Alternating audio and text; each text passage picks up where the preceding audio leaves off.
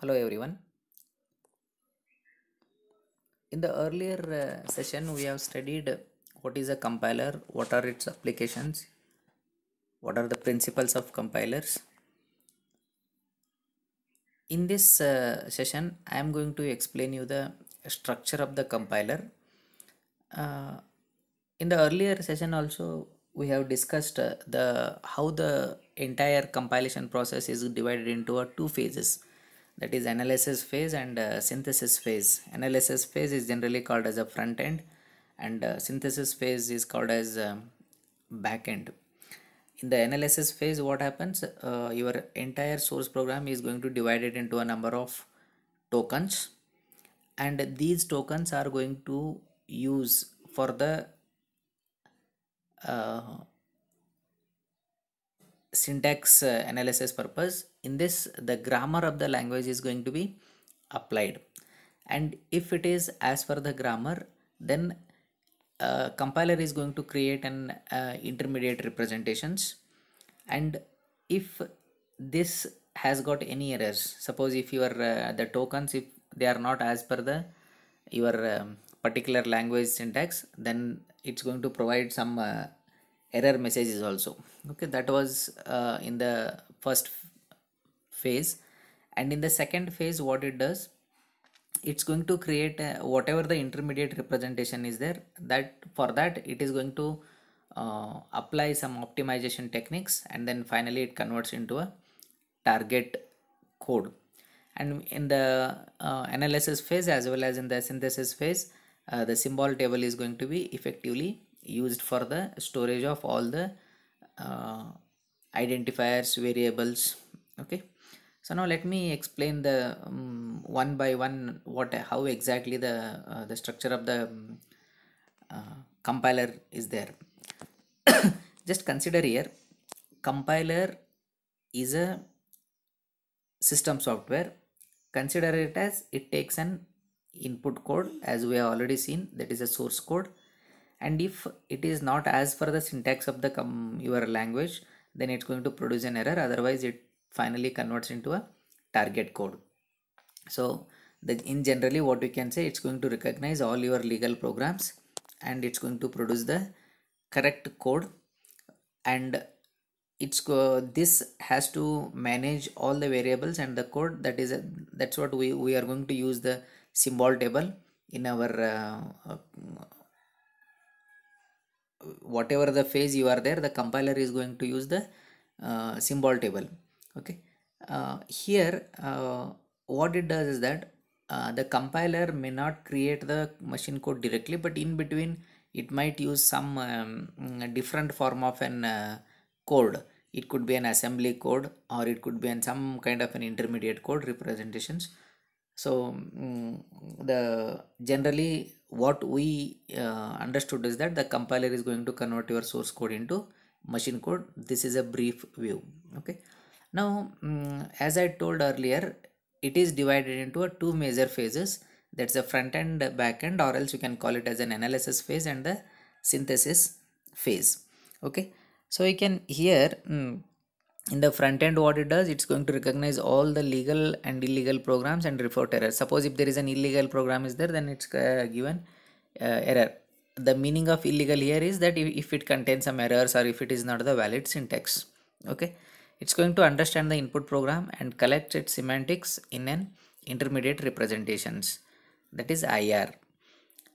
Here the front end responsibility is to that, first it has to divide into tokens, apply the grammar for that, and then try to find out some the meaning out of it, not what the programmer trying to do. In the perspective of the language, it's going to find out some, it's apply the semantics for that, and then it represents in the intermediate representations.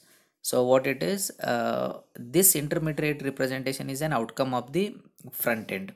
Okay, now this once it produces an intermediate representations, sometimes what happens, the front end back end is mapped with an another phase called as machine independent features.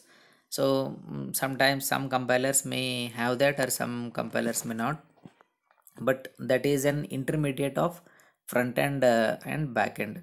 In the back end, what happens, this is going to take an input of the intermediate representations, and it will translate this intermediate representation into its target code.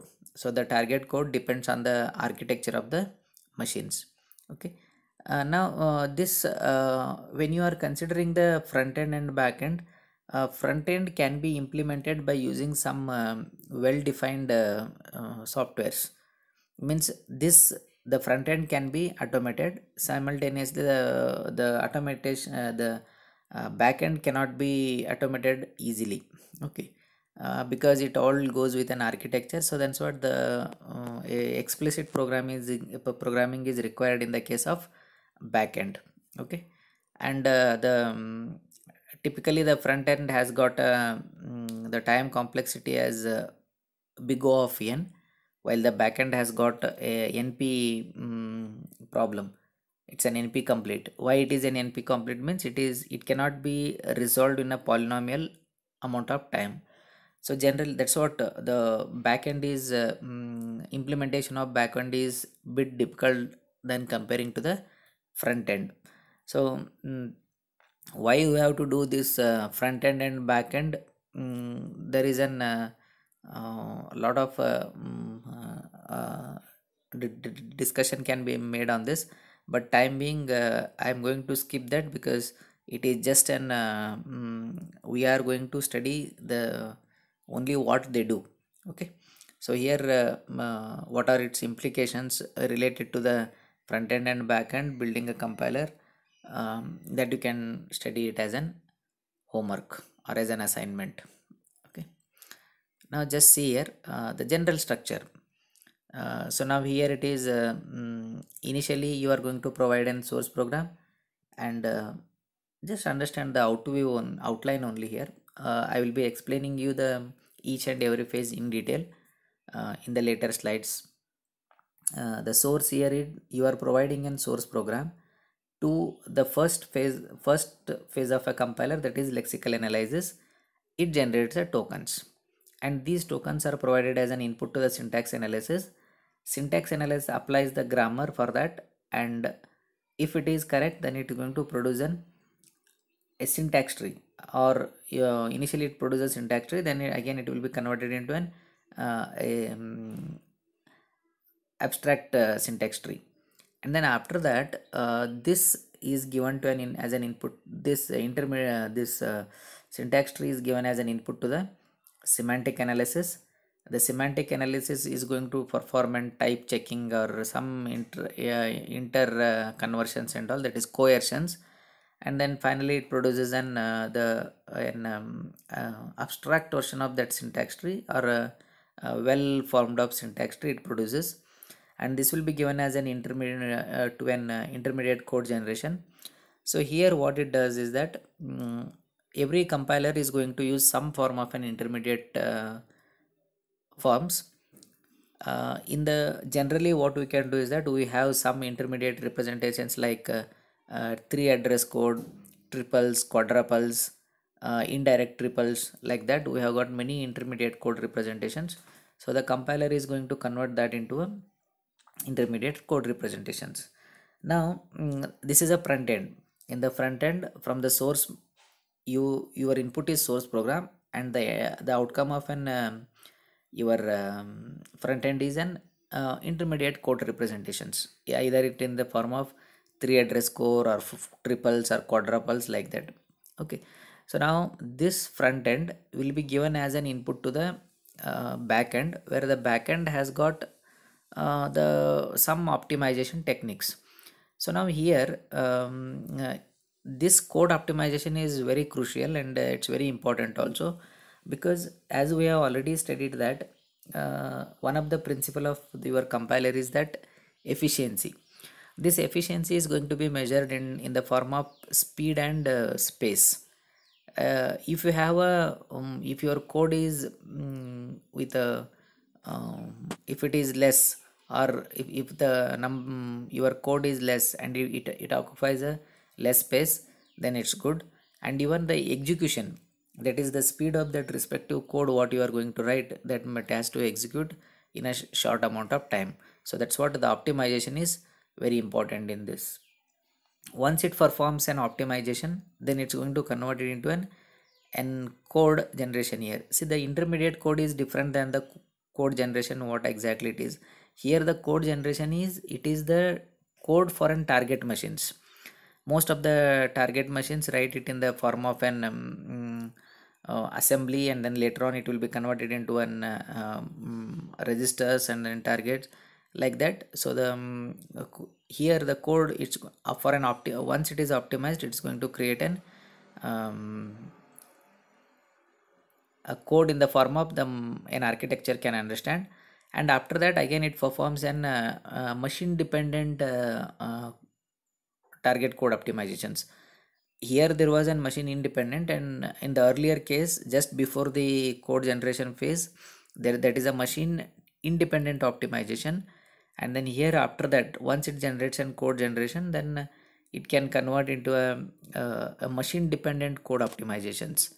And if it, the finally what it does after that, it is going to produce a target code generation. So that is an the final code.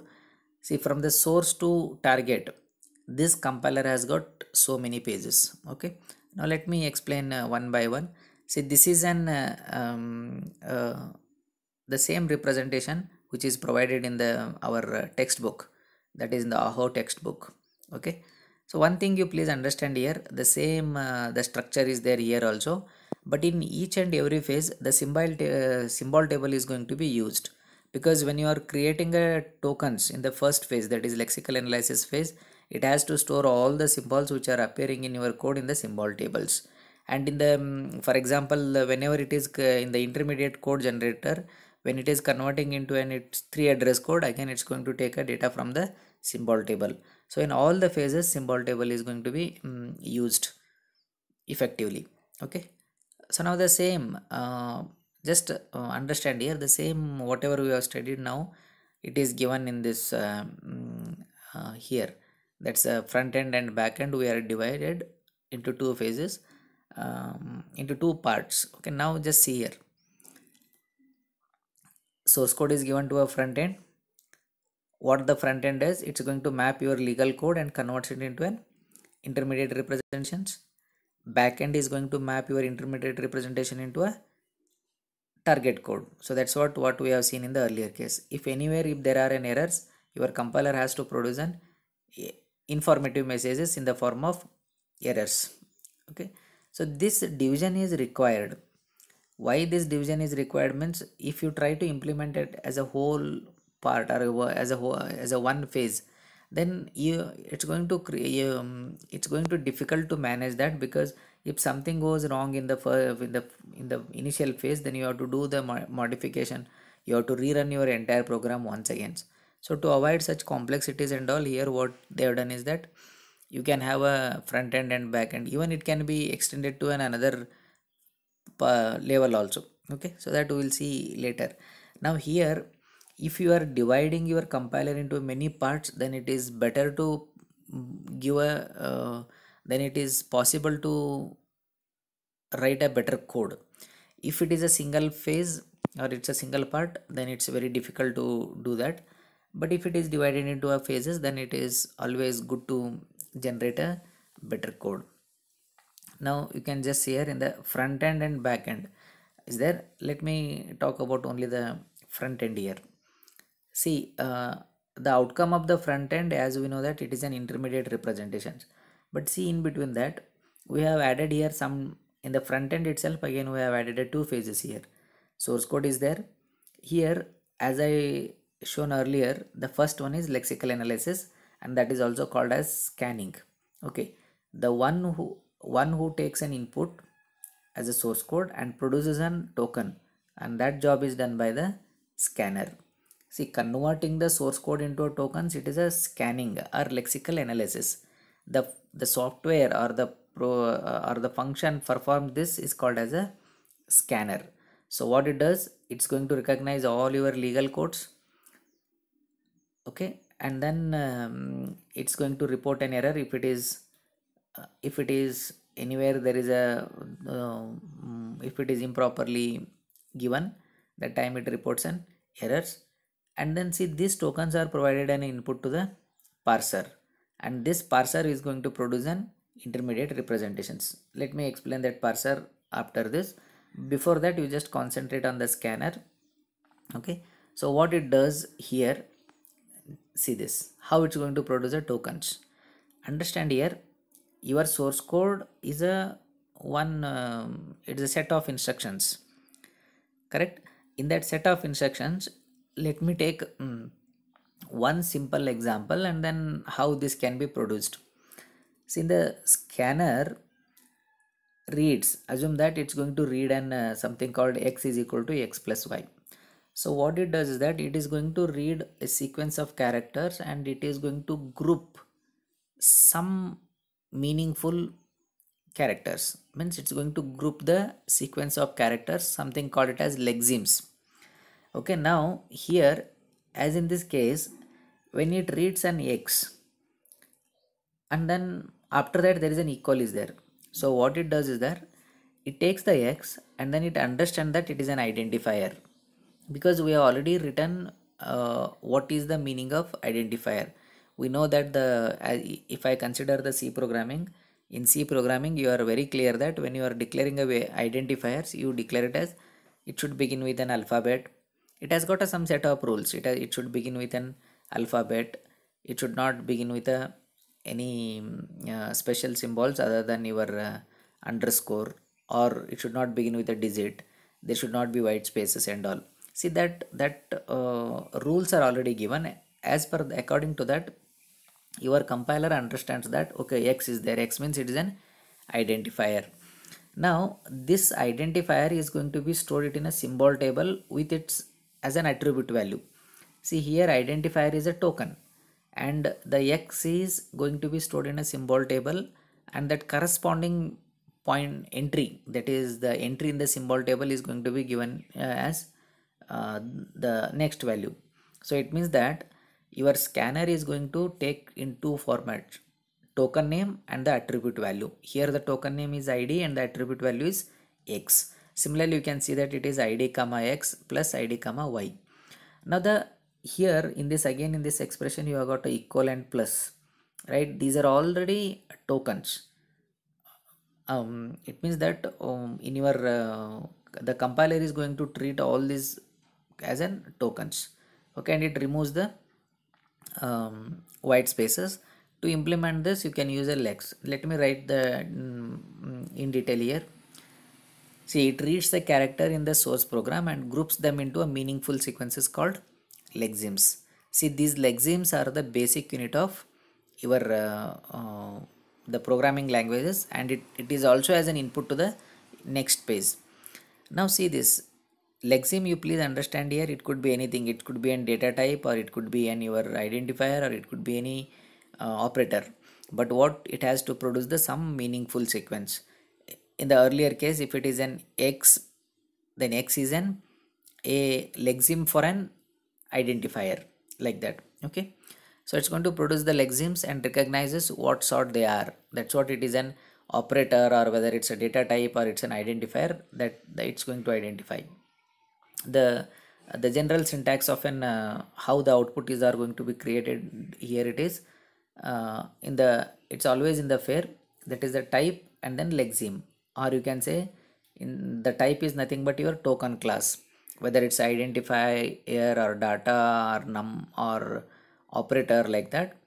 Lexeme is nothing but your attribute. You have to specify what exactly that it is. What say this lexeme is going to be a meaningful construct for the next phase. Okay, again another example is written it here.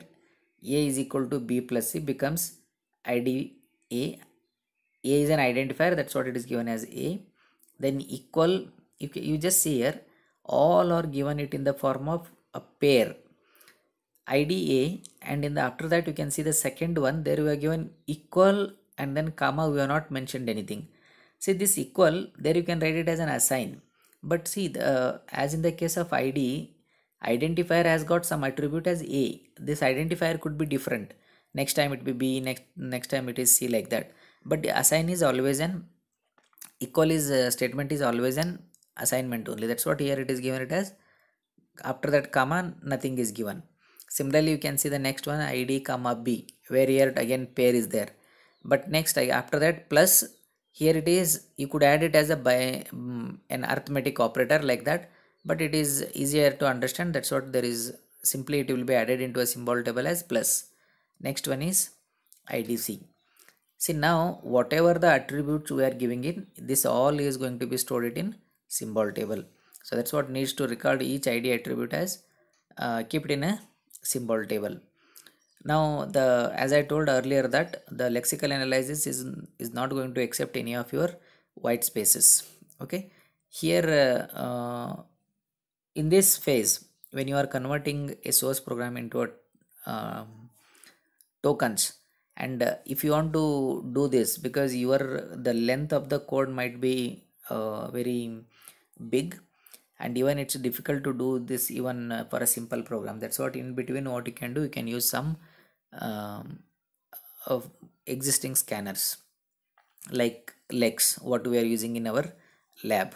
Okay, um, you can use, if the speed is important, then you can use some well-defined tools for that. Okay. After that you can just here what the scanner did. Scanner took a input from the source program and it has produced the output as a tokens. So now these tokens are given as an input to the parser. Now again here in this phase, either in the scanning phase or in the in the syntax analysis phase, if anything goes wrong, then it is going to produce an error. Okay, so what it does, see these parser has got a context free grammar. As I told earlier, the in the syntax analysis phase, all the tokens are applied as per the grammatical structure. Sorry, what is this grammatical structure means? We have written this grammar in the form of context free grammars. So now this parser is going to recognize that. It understands what is that context free grammar, and it applies the uh, it on the tokens, and it's going to convert this tokens in the form of an a tree like structure. Okay, so what does parser does? Parser takes the inputs from the lexical analysis, that is tokens. It takes a tokens and applies the grammatical structure on those tokens, and then it produces a tree like structures, and in between if any errors are there, then it's going to give the error message. See this here, it's going to create a tree like intermediate representations that depicts the grammatical structure of the token system. See when you, for example, if I consider, if I want to say that there is an expression that is a is equal to b is there, a is equal to b c. If I consider a C programming language, a is equal to b semicolon. So now in this case, whether it is syntactically it is correct or wrong, it has to be checked by the syntax analysis phase. So now here what it does, a is equal to, see on the RHS side there is a symbol is there, and on the LHS side there is another symbol is there, that is a is equal to b semicolon. Now if this is correct, then it will accept that input, and then it's going to create a tree like structure for that. If it is not, then it produces an error. This is what the syntax analysis phase does. Sorry. See, it imposes a hierarchical structure on the tokens stream. It means that whatever the tokens it has received, on that it applies the all the grammatical structures. This hierarchical structure is usually expressed by the recursive rule. As you know that the in the already you have written a context free grammars. What you can do is that you can write a context free grammar for every instructions, right? And then this can be applied recursively. So now one example is taken it here. For example, whatever the example we have seen in the previous slide, that is a is equal to a plus b, like that. For that the grammar is written it here, that is expression, that is expression plus term. You can see that we have put a single quote for a plus. It means that it is already a token. You need not to still divide it. See, generally all the tokens are atomic part of the that respective programming languages. You cannot divide them further. So here also plus, minus, multiplication, division symbols are already tokens. These tokens you can classify it as an arithmetic operators. You can see the grammar here, that is expression tends to, the first rule is given expression plus term. This expression has got another rule, that is expression minus term, and another rule as term. So the term is again divided. So this is a simple grammar. Now just see here, by using this grammar how we can write what is an outcome of the as we have told it here, the parser is going to produce a syntax tree as an outcome of this parser. Now you can just see here, the example is taken it here is b into b minus 4ac. This is an expression. Now by applying that grammar, your initially the expression is going to be substituted with, you can see here the internal operation at the end, the operation which you are going to perform is minus. That's what expression is going to be substituted into expression minus term. Now this expression can be again substituted with a term. Term can be again term into factor. Term is with factor, and then again it's a id b. You can see the structure of the C, and then finally it produces it as it's an what you can see, that is b into b minus 4ac. You please observe this diagram carefully, then you will come to know that what is an the how your parser is going to produce the syntax tree like this. And anyway, this we are going to study detail in the module 4. Okay, in the module 4 I am going to explain you in detail how the syntax trees are going to be constructed. Okay, but just for time being you understand this diagram. Now see, this is very useful because this syntax trees will help you to realize that you have applied a proper context free grammar on this. Okay, but one thing you can observe it here, these parse trees or syntax trees have contained lot of unwanted information here. It means that some information is repeated here. So this can be avoided here, and then just you can see here, this is an abstract tree for the same thing. Okay, we could have written directly that like this, but it is not possible. We have to undergo all these steps only, then only your compiler is going to understand what it is.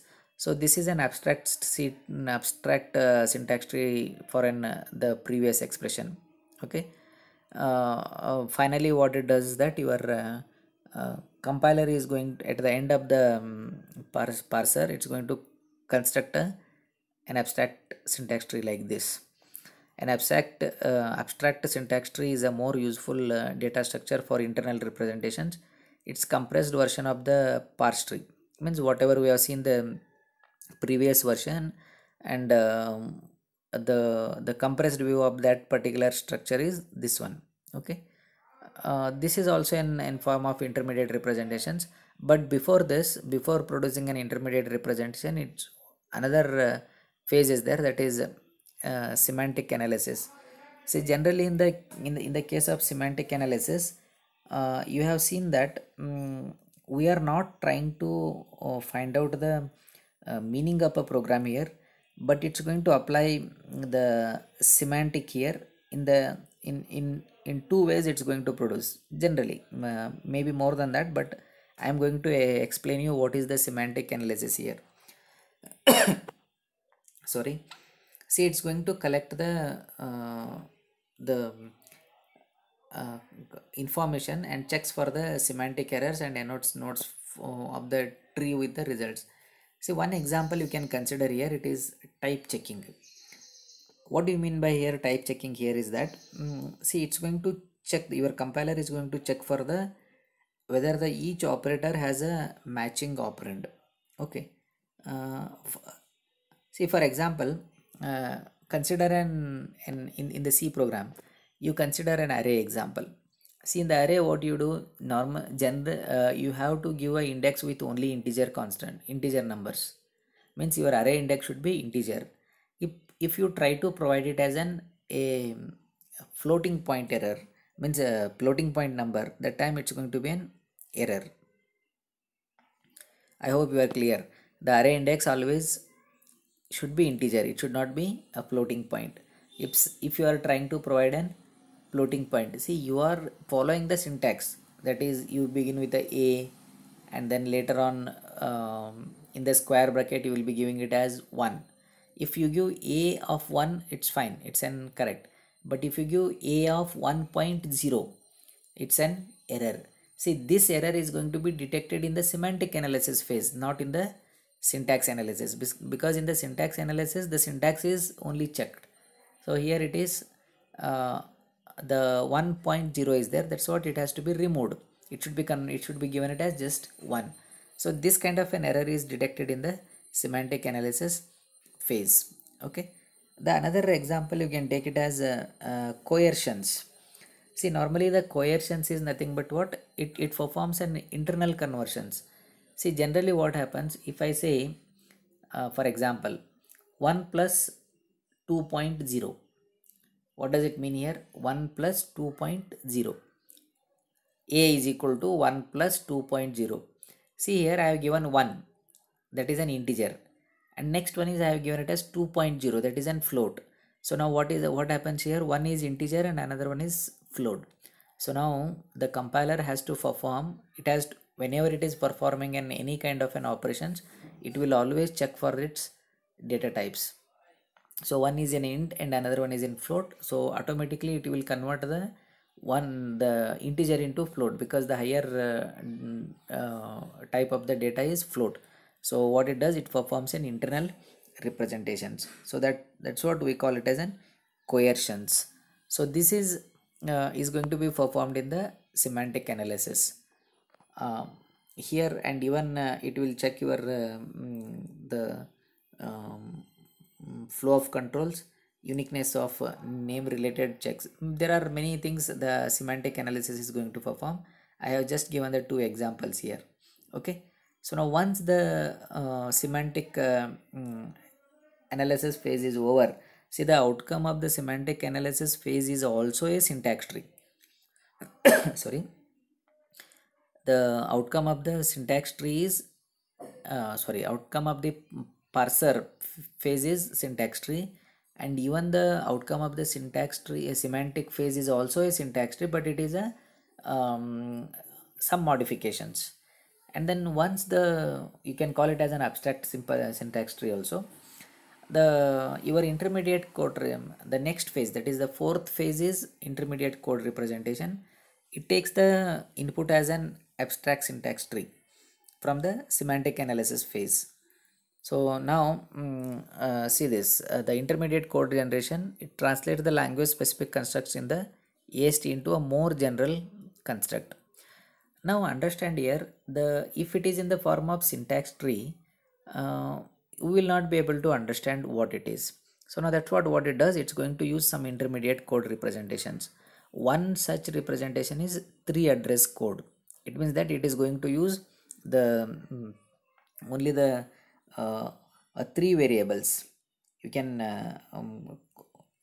3 address means it's going to use the 3 addresses. Okay, why it is means that this intermediate representation is required, means that it is easy to generate, the first thing. And another thing is that once you create, or once you give in the easier format, then it would be again easier to convert it into a target machines. Okay, easy to understand and easy to convert.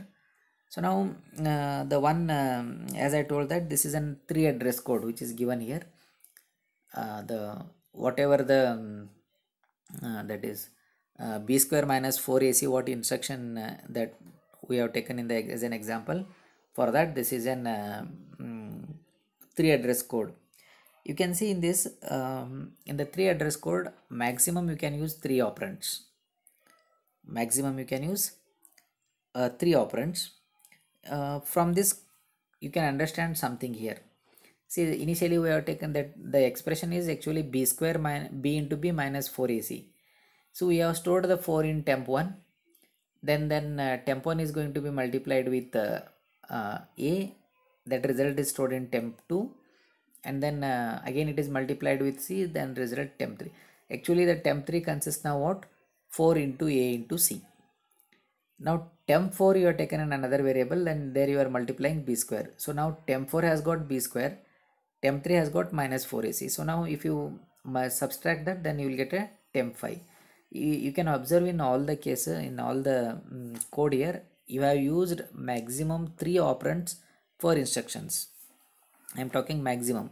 See in one you can observe the all the instructions carefully. Some important thing you can understand here. The first thing is that in this 3 address code, each instruction has got one operator on the RHS. Please note this point carefully. That is temp1 is equal to 4. Temp1 is an one operand which is there at the RHS side. Temp2, again there is only one operator on the RHS side. It means that there should be one operator on the RHS side. That is the first thing. And the second thing you can notice that your 3 address code is going to generate some temporary register, temporary names. See in our instruction, the equation, our instruction is b square minus 4ac, but you have created here many temporary operands here. That is temp1 is equal to 4, temp1, temp2, temp3, like that you have created. It means that the 3 address code can create some temporary operands. Okay, and then finally the third one, you can understand that it is not necessary that every instruction must have 3 operands.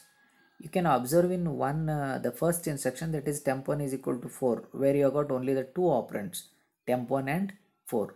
So these are the important things you can observe it here. Now as I told that if you provide a b square minus 4ac as an input to your program, your compiler, it will first divide it into tokens like b star, b minus, like that. It's going to, the tokens are created, and for that the syntax tree is applied. We have seen here like the abstract tree, and for this again the some semantic analysis phase, if it does, if it is any type checking or coercions, then finally it's going to create a 3 address code like this. See this is an intermediate representation of the b square minus 4ac. So now this will be given, see, as an input to the backend. Now this IR is what? This is an IR, the last 5 statements, that is your address code is the your intermediate representations. See now this once the intermediate representation given as an input to the backend, the normally the backend what it does, it does an optimization, and then finally it creates a target code. See in this backend you can have a two kind of an optimizations. One is before the code generation and one is after the code generation. Before the code generation, that we call it as a machine independent code optimization, and after that we call it as a machine dependent code optimizations. So it means that your backend have that. Okay, so here we have written in generally that is instruction selection and register allocation. See this register allocation is required because when you are converting into the your b square minus 4ac, it has to be brought into the into the machine registers, then only it can, you will be able to evaluate that. Okay, and our main intention in the backend is that it has to produce an optimized code.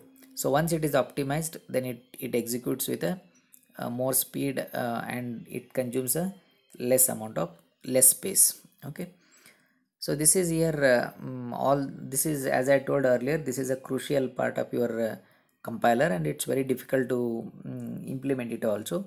And you will be writing, if you want to design your own compiler, here you will get a less number of existing tools to convert your intermediate representation into the target code. Okay, so now here let me come back to the here how the code of this is the what I explained earlier. now come to the code optimization here. Here the our ultimate goal is that you have to improve the intermediate code, and thus the effectiveness of that code generation and the performance of the target code can be improved. See, please understand here, in the earlier example we have used 5 temporary variables. Is it really required, those 5 temporary variables? That we have to see here. Now here what it does, your compiler, what it does, it will check if it is not, if it is possible to remove the some temporary, then it does. You can take in this case here, uh, see the here, we took it as temp1 is equal to 4, and then after that we wrote temp2 is equal to temp1 into a. See, instead of that storing the 4 in the temp1, directly we can write it as the temp2 is equal to 4 into a. It means that we can remove that temp1 storage. Anyhow, you are not going to use many times, means after that particular instructions you are not going to use that variable, that number. That's what you can remove. You can directly use that 4 in the as a part of your instructions. So this kind of an improvement is going to be performed in the code optimizations. Okay, here it is the modern compiler perform these optimizations, something like this. Now generally some compilers comes like this. You have a front end and then back end, in between you can use an midland as an optimizer, but here in our case we are considering the back end. In the back end only we are considering this code optimization. Okay, once the code optimization is done, then you have to produce the code generation. See, this is nothing but what you are going to map your abstract syntax tree into a linear list of target machine instructions in a symbolic form. See, generally what happens, this will be in the form of your microprocessor code, or you can say processor instructions. See, as you have seen in the 8086, you have written an assembly code. So here also you will get a similar kind of an code here, and then once the code generation done, then it again converts into target. See here, you are going to select an what kind of an instructions you are going to use. Based on that, it's going to choose the proper symbolic form. Okay, and here again it comes that you have to use all the registers which are available with your processor. Okay, and here this could be a little bit a tricky phase for an any kind of compiler. Okay, this we'll see with an example when it comes to the next. Ultimately we are not going to generate any code generation, but we will be, our study is going to be there up to the intermediate code representations, and then finally with some examples with a code generation. But we are not doing it for any specific language purpose. We learn it generally. Okay, finally the machine code and the associated information required by the operating system are generated. So this is a little bit lengthy steps, but it is written in short what it is. Let me take here some example and then explain you what happens in phase wise. See, as a programmer you are going to write it as an given as an instruction as a is equal to b plus c. When you provide this into the first phase of your compiler, that is a scanner, it creates the output of the scan. Your lexical analysis phase is token generation, that is stream of tokens. So what are all the tokens it's going to create? It creates a equal b plus c and then semicolon. So totally it has created 6 tokens, and these tokens are given as an input to the parser, and the parser is going to construct a parse tree if it is valid statement. So you can see here on the third column that syntax tree is created. We have directly written it here an abstract syntax tree. Okay, so now in this case, since the here all our variables are there is no further simplifying of this structure. That's what in the semantic analysis it's going to give the same output as it is. Now the intermediate code generator, assume that it's going to use three address code. As I told, that it uses the three operands in every instructions. See, since it is an you can see it here, int to floating point, that data structure we are using bt1. B is going to be stored in a temporary register t1. You can see there, you can directly ask me here why the but in this particular thing, in the plus and then t1 ct2, it is the three addresses are not followed, but exactly here it is, the plus is here, whatever the instruction we have shown, it is little bit the optimized code, that's what it is shown here. I will show another example where it is very clear to that. And see this here, what we have done is that we have taken directly, that's what the code is written like this. And in the machine dependent, we have removed one instructions where there were three were there, that has been removed to two, means one instruction is removed in the optimization. You can see the in the code generation, the assembly code, how it is written. See, do not try to concentrate on what type of instructions are there, but it will convert it into an assembly code. We will see this in the later modules. Okay, this is another example which is taken in the textbook. See, you will be giving as an input to the position is equal to initial plus rate into 60, given as an input to the lexical analyzer. The responsibility of lexical analyzer is to create a tokens.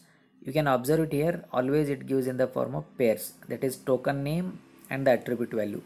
What is the, you can see here, the position 1 is identifier 1, initial is identifier 2, rate is identifier 3, but equal plus star also, or they are also tokens. So now in the symbol table, what happens, whichever the identifiers are there, they are going to store as per their positions. See, here we have written the outcome of the lexical analyzer, we have written it as id comma 1. So id comma 1 means 1 is an entry in the symbol table, that is an attribute value which is entry in the symbol table. So go to the symbol table and get the attribute what is there in the position 1, like that it is. Here you will get it as id comma 1 means that is position, id comma 2 means it is initial, that is initial. The input is divided like that, and that is given as an input to the syntax analyzer. Syntax analyzer is going to create a syntax tree like this, that is, you can see the very clearly, id comma 1 is it is, there is initially it begins with the equal has got a two trees, two child, that is id comma 1 and then plus. What is that plus? That you are going to add the plus, before that you have to perform a multiplication operator, so like that it goes on. So now in the this is given as an input to the semantic analyzer. Semantic analyzer take this, and as I told that it is going to perform some type checking or coercive decisions. So now in this case, you can see this 60, assume that all the identifiers are of type float. So now 60 is an integer. So internally what the semantic analyzer does, it converts your int into float. Okay. So now once it gives, then that is given as an input to the intermediate code generator. Intermediate code generator is going to create some intermediate forms. That is, in this case again we are using 3 address code. See, initially this 60 is stored it in temporary variable t1, and that is multiplied with another temporary variable, multiplied with the identifier and stored in another temporary variable.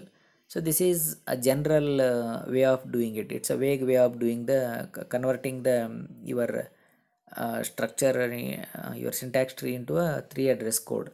But understand here, when you are going to in this case there are 4 instructions are there, but when it given as an input to the code optimizer, code optimizer is going to optimize this code. How it is, see that 60, it can be, instead of writing into float 60, you can directly write it as 60.0. Since it is a number, that's what we can directly write it as here. Now that instead of storing it to the T1, use it as an immediate addressing mode and then directly use it here. So that is ID3 into 60. So the first two line can be written with only one line. And the next one is here you are storing the ID2 plus into and T2 and then storing it in a T3.